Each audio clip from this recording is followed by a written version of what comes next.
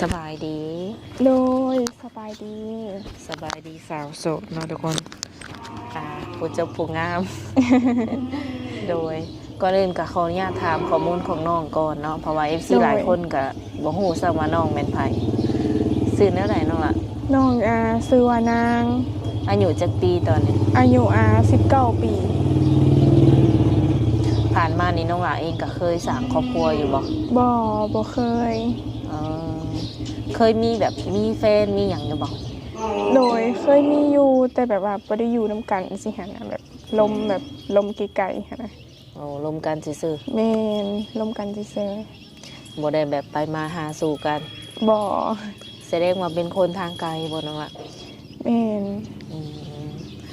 แบบผู้บ่าวแถวบ้านหรือว่าผู้บ่าวไทยบ้านนี่บ่ได้มาจีบน้องหลาบ่ บ่